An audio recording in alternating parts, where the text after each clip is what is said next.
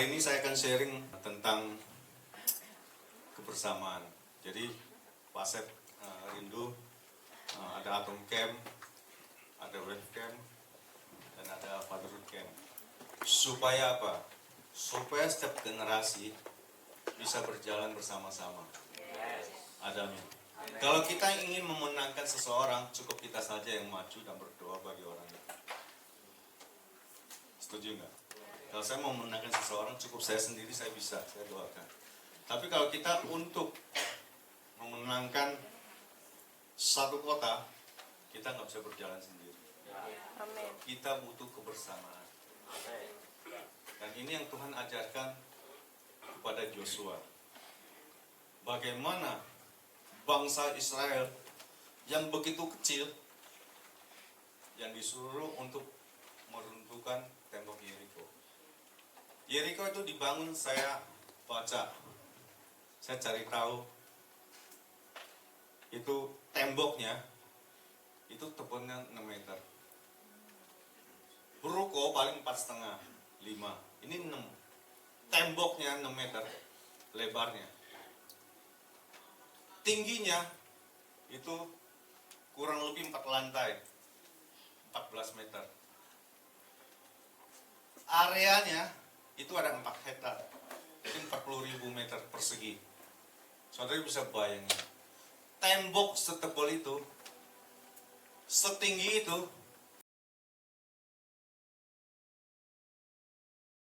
segede itu, bisa diruntuhkan. Kalau kita pakai manusia logika, Amin. bicara, gak mungkin, dan gak bisa, gak bakal bisa.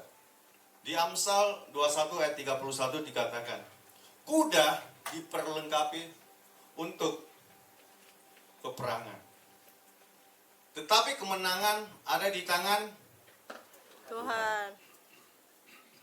Kemenangan itu ada di tangan Tuhan. Kuda itu hanya alatnya. Maka jangan pegang kudanya, pegang Tuhannya. Amin. Fasilitas nggak menjamin. Iya. Tapi kalau kita pegang Tuhannya, kemenangan pasti datang. Amin. Itu gimana caranya? Kok tembok itu bisa runtuh? Tahap pertama kita buka di Yosua 6. Ayat yang pertama. Saudara sering dengar, betul nggak? Tapi harus dibaca sedikit dulu.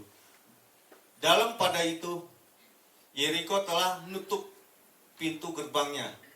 Telah tertutup kota itu karena orang Israel. Jadi orang Israel itu nggak bisa masuk karena tembok dan kota itu ditutup. Tidak ada orang keluar atau masuk. Ya, oke.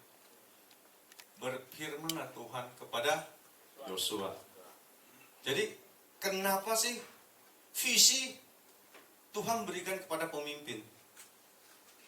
Tuhan tidak pernah kasih visi ke anggota.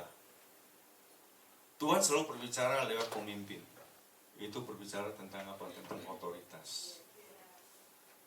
Otoritas ada di tangan pemimpin.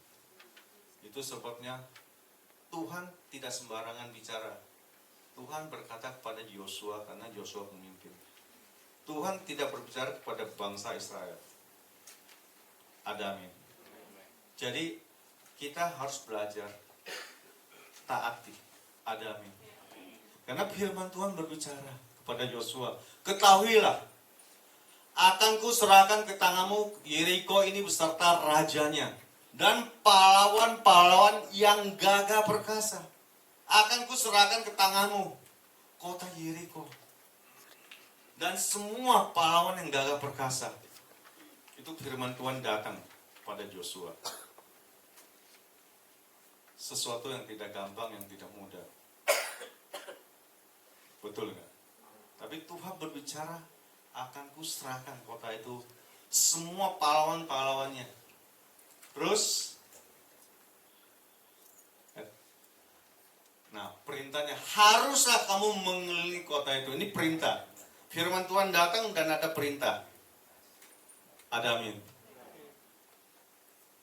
Yakni Tetapi semua prajurit harus mengedari kota itu sekali saja. Demikianlah harus engkau perbuat 6 hari lamanya. Dan 7 orang imam harus membawa 7 sangkakala tanduk domba di depan tabut. Tetapi pada hari yang ketujuh, 7 kali kamu harus mengelilingi kota itu, sedang para imam meniup sangkakala. Apabila sangkakala tanduk domba itu panjang bunyinya, dan kamu mendengar bunyi sangkakala itu, maka haruslah seluruh bangsa bersorak dengan sorak yang nyaring. Maka tembok kota itu akan runtuh. Lalu bangsa itu harus memanjatnya, masing-masing langsung ke depan. Kemudian Yosua bin Nun memanggil para imam dan berkata kepada mereka, angkatlah tabut perjanjian itu, dan 7 orang imam harus membawa 7 sangkakala tanduk domba di depan tabut Tuhan. Dan kepada bangsa itu dikatakannya, majulah, kelilingilah kota itu, dan orang-orang bersenjata harus berjalan di depan tabut Tuhan. Segera sesudah Yosua berkata kepada bangsa itu, maka berjalanlah maju 7 orang imam yang membawa 7 sangkakala tanduk domba di hadapan Tuhan. Lalu mereka meniup sangkakala, sedang tabut perjanjian Tuhan mengikuti mereka. Dan orang-orang bersenjata di depan para imam, amin, namun meniup sangkakala, dan barisan menutup mengikuti tabut itu, sedang sangkakala terus meniupnya. Tetapi Yosua telah memerintahkan kepada bangsa itu demikian, janganlah bersorak dan janganlah perdengarkan suaramu.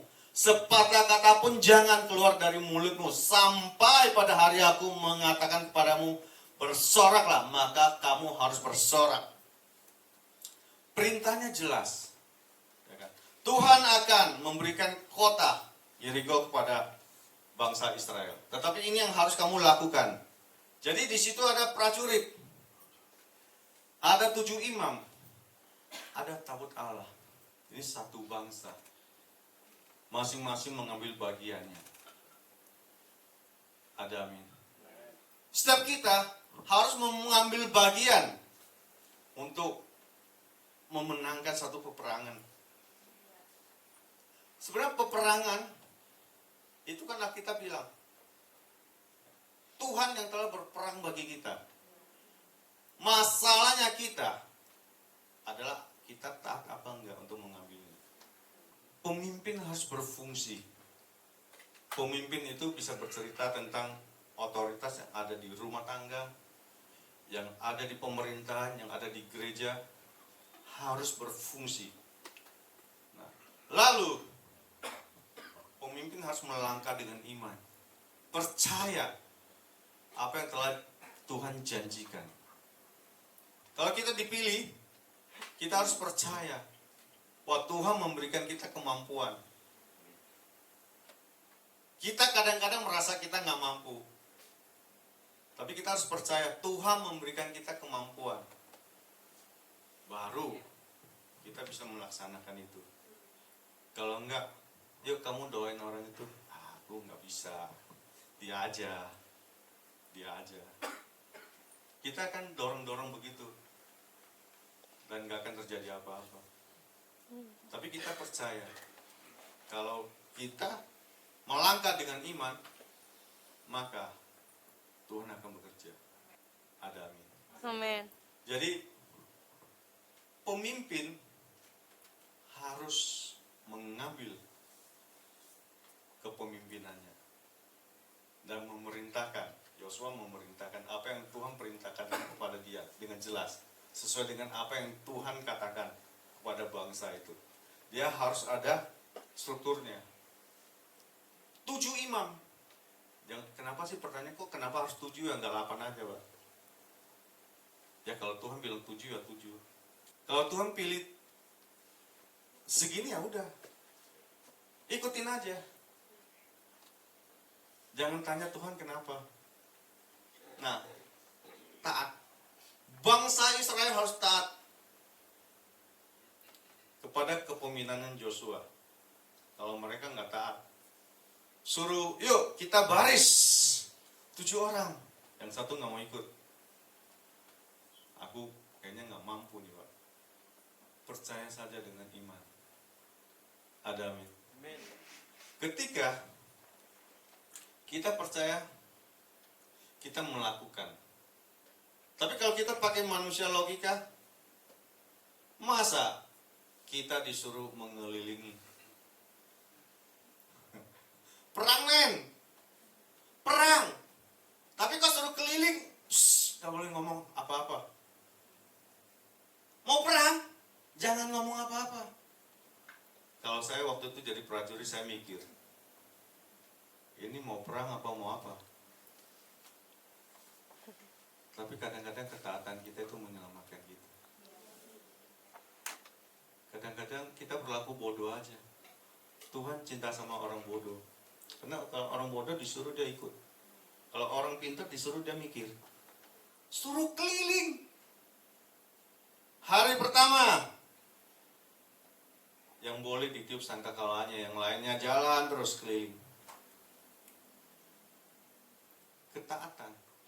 Kalau saudara ingin melihat mujizat, saudara taat dan lakukan.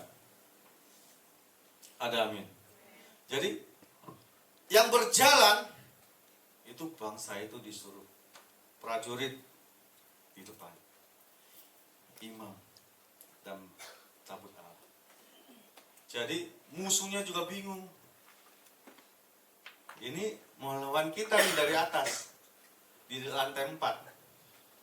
Lihat kita orang-orang bego lagi keliling, ngapain mereka harus keliling, diem-diem keliling terus pulang.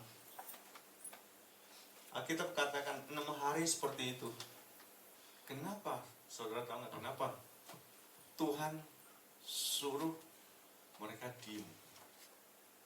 Karena bangsa Israel punya cara berpikir, masih pikirannya di Mesir. Jadi dia nggak boleh keluar satu kata pun.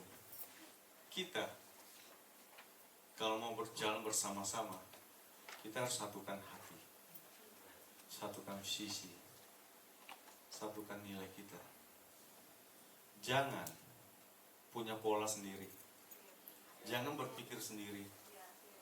Suruh maju, gak disuruh belok, belok sendiri. Gak disuruh mulai, mulai sendiri. Gak suruh ngomong, gak boleh ngomong, ngomong sendiri. Itu bukan namanya kesatuan. Kalau namanya kesatuan, ikutin komando. Yosua bilang, kamu keliling, diem. Tapi nanti pada hari ke-7, ketika aku berkata bersoraklah, maka engkau harus bersorak. Maka tembok itu akan runtuh. Ada amin. Iblis paling takut dengan kebersamaan kita. Iblis nggak takut kalau engkau jalan sendiri-sendiri. Kalau kita jalan sendiri-sendiri, kita nggak bisa memenangkan satu kota. Kita bisa memenangkan pribadi. Tapi kalau untuk memenangkan satu kota, satu generasi demi generasi, setiap generasi harus berjalan bersama-sama. Sehingga apa? Setiap orang melakukan bagiannya. Ingat, kemenangan datang dari Tuhan. Ketika kita percaya apa yang firman Tuhan katakan, demikianlah takut Tuhan itu mengelilingi kota itu dan menggeneranya sekali saja. Kemudian kembalilah mereka ke tempat perkemahan, bermalam di perkemahan itu. Jadi mereka pulang ke rumah masing-masing. Saudara pikir, saudara doa keliling, saudara belum melihat apa-apa. Tapi ketika kita mulai berjalan, setiap tanah yang kita injak itu akan menjadi milik kita. Setiap tanah yang kering, setiap tanah yang mati, setiap daerah yang katanya gelap, ketika kita hadir, kegelapan akan pergi. Itu sebabnya mereka perlu 7 hari untuk bersama-sama sehati, sepikir, sejalan untuk memenangkan kota itu. Gak mungkin dengan tombak bisa menghancurkan tembok. Zaman itu paling tombak, paling gede itu pakai dorongan itu, tum gitu kan, mau buka pintunya kan. Saudara bayangin, mau meruntuhkan tembok 4 hektar saudara. Jadi kita butuh ketaatan kita dengan otoritas yang ada di atas kita. Kita perlu dukung. Pak, aku nggak ngerti Pak, dukung aja.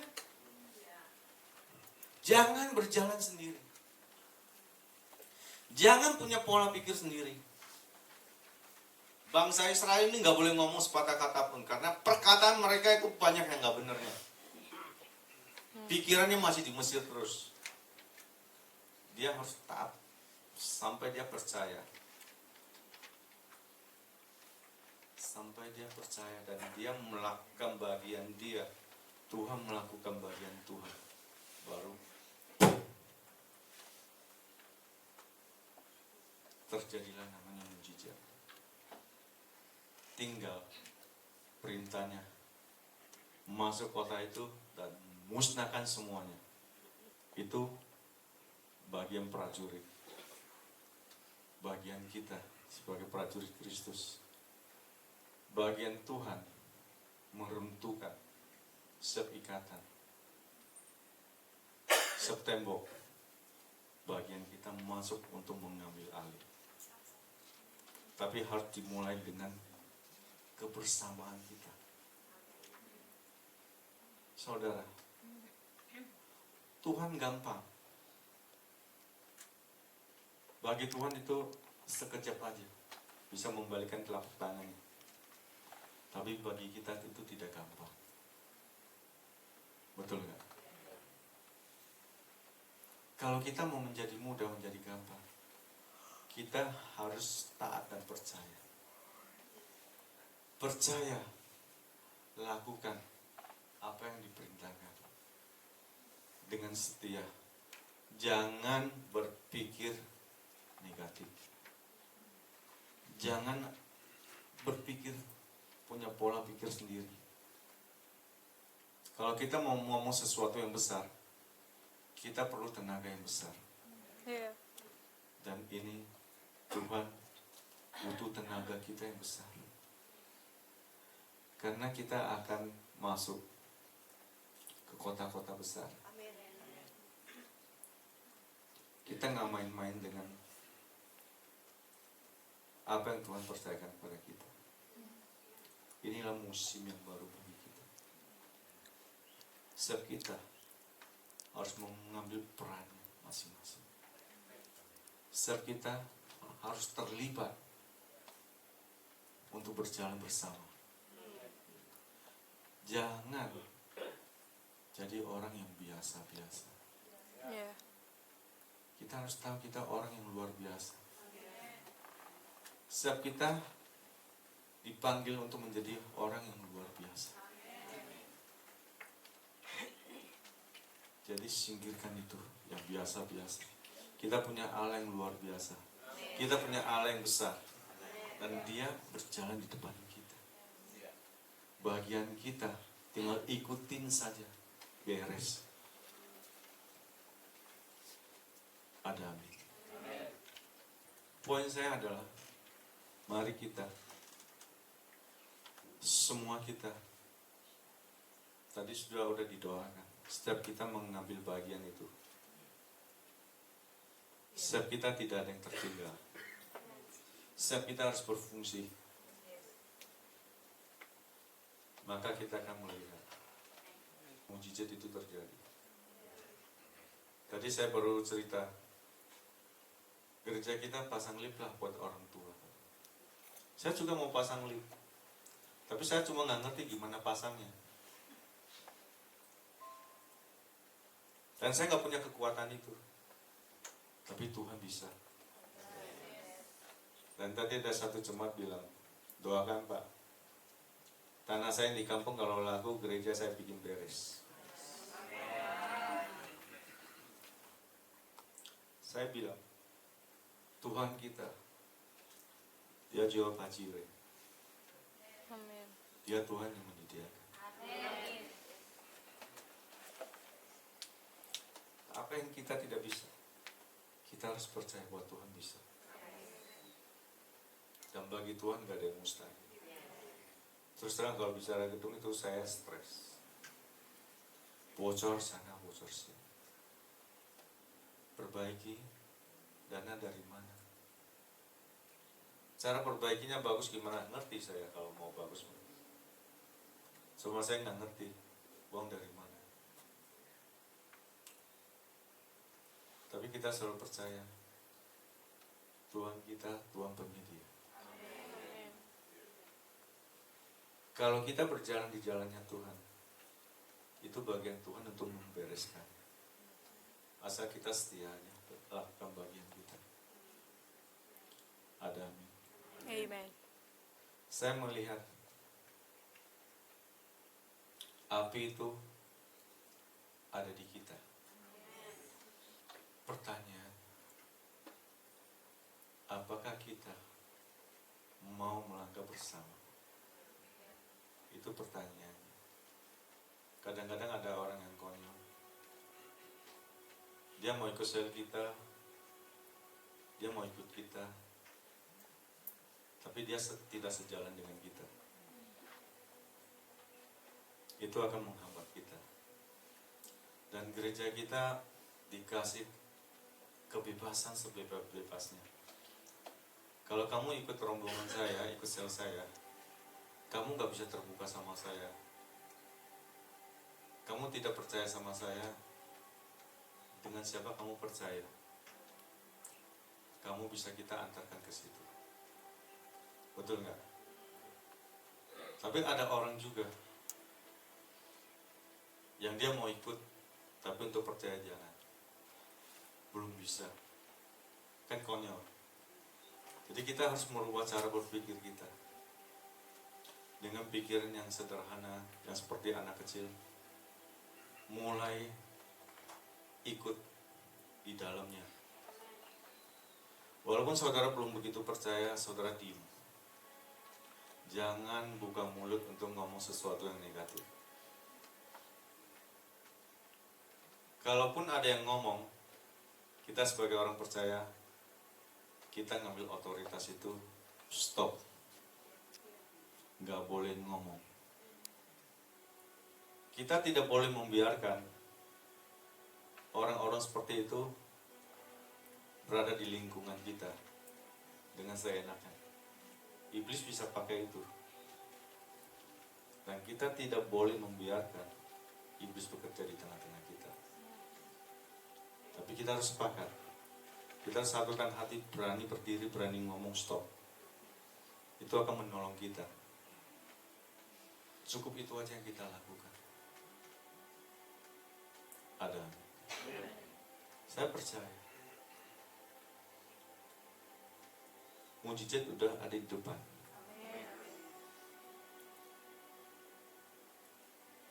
Tapi Tuhan butuh hati kita untuk bersama-sama melangkah. Karena ini bukan sesuatu yang kecil, ini sesuatu yang besar. Sudah waktunya kita akan mengambil kota di mana Tuhan percayakan.